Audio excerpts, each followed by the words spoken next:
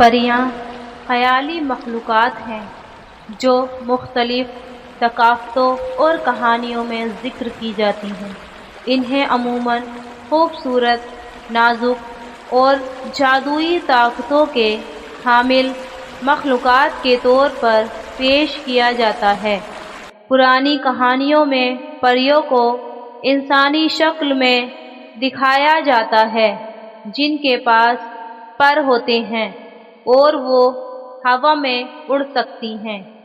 ان کے بارے میں کہا جاتا ہے کہ وہ قدرتی ماحول میں، خاص طور پر جنگلات اور جھیلوں کے قریب رہتی ہیں۔ پریوں کا تصور خاص طور پر یورپی کہانیوں میں مقبول ہے، جہاں انہیں کبھی کبھار نیک دل اور مددگار، جبکہ کبھی کبھی شرارتی اور نقصان پہنچانے والی مخلوق کے طور پر بھی دکھایا گیا ہے۔ اردو ادب میں بھی پریوں کا ذکر پایا جاتا ہے، جہاں انہیں اکثر جادوئی اور معجزاتی کہانیوں کا حصہ بنایا جاتا ہے۔ ایسے ہی آج ہم آپ کو ایک پریوں کی دنیا کی کہانی پیش کرنے جا رہے ہیں، تو آئیے شروع کرتے ہیں۔ رات کا وقت تھا، چاند اپنی روشنی بادلوں میں چھپائے بیٹھا تھا، ہر طرف خاموشی کا راز تھا، صرف ہوا کے تیز جھونکے درختوں کی شاخوں کو ہلا رہے تھے۔ گاؤں کے باہر موجود ایک گھنا جنگل ہمیشہ سے ہی پراسرار کہانیوں کا مرکز رہا تھا۔ اس جنگل کو لوگ پریوں کی دنیا کہتے تھے، لیکن یہاں جانے کی جرات کسی میں نہ تھی۔ ایک دلیر مگر تجسس سے بھرپور لڑکی، جو گاؤں کے ان پراسرار کہانیوں پر یقین نہیں رکھتی تھی، ایک رات چپکے سے اپنی دوست پریال کے ساتھ وہ اس جنگل میں جانے کا ارادہ کرتی ہے تاکہ وہ سچائی کا پتہ لگا سکے۔ زارا اور پریال جنگل کے کنارے کھڑی ہیں۔ زارا بولی، پریال، یہ سب کہانیاں ہیں، لوگ ڈرتے ہیں تاکہ کوئی یہاں نہ آئے، لیکن مجھے یقین ہے کہ یہاں کچھ بھی نہیں ہے۔ پریال، زارا، مجھے تو کچھ ٹھیک نہیں لگ رہا، دیکھ یہ جنگل کتنا سنسان اور عجیب لگ رہا ہے، کیا واقعی ہمیں اندر جانا چاہیے؟ زارا مسکراتے ہوئے، ڈرپوک مت بنو، ہم بس تھوڑا سا اندر جا کر دیکھتے ہیں اور واپس آ جائیں گے، اگر کچھ ہوا تو ہم فوراً بھاگ جائیں گے۔ پریال گہری سانس لیتے ہوئے، ٹھیک ہے، لیکن اگر کچھ عجیب سا ہوا تو میں تمہیں چھوڑ کر بھاگ جاؤں گی۔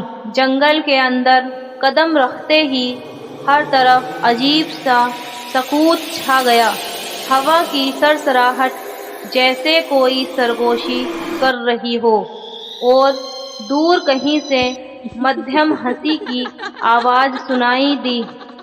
راج اور پریال ایک دوسرے کو دیکھ کر ڈر گئیں، یہ شاید ہوا کا کھیل ہے۔ زارا نے خود کو تسلی دی اور آگے بڑھنے لگی۔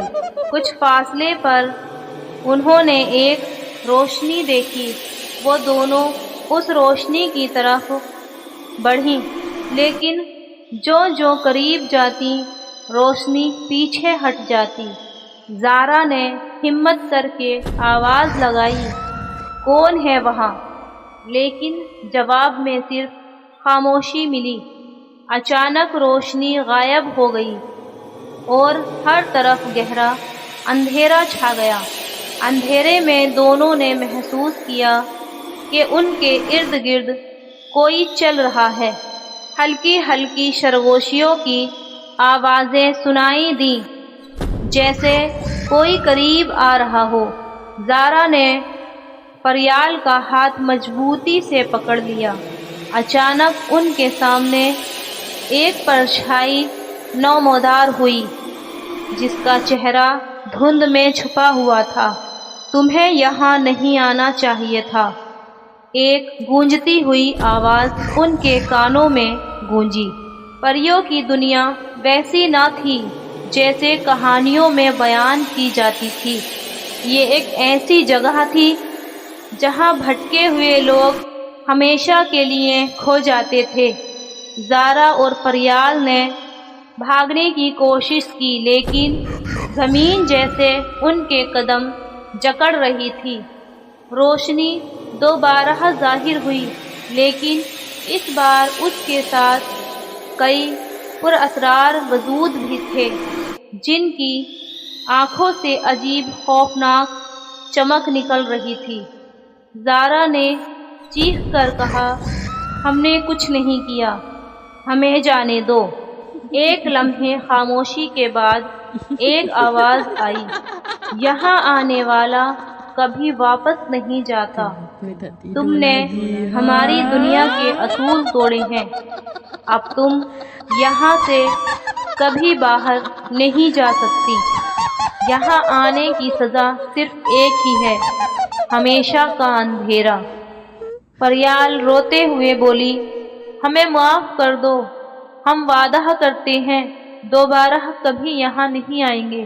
سایہ بولا، دیر ہو چکی ہے، تم اب ہماری دنیا کا حصہ ہو، تمہیں زندگی بھر یہیں رہنا ہے، اب تم کبھی اس دنیا سے باہر نہیں جا سکتی۔ دونوں لڑکیاں اندھیرے میں گم ہو جاتی ہیں، جنگل میں صرف خاموشی رہ جاتی ہے۔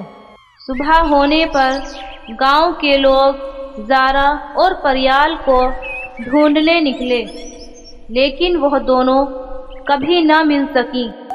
جنگل کے اندر سے کسی کے چیخنے کی ہلکی سی آواز سنائی دیتی تھی، لیکن کوئی ہمت کر کے اندر نہ گیا۔ آج بھی گاؤں کے لوگ اس جنگل سے دور رہتے ہیں اور رات کے وقت اس طرف جانے کی جرات کوئی نہیں کرتا۔ لوگ کہتے ہیں وہ پریوں کی دنیا نہیں تھی، بلکہ اندھیرے کی مخلوق تھی جو اپنی دنیا میں کسی کو برداشت نہیں کرتی۔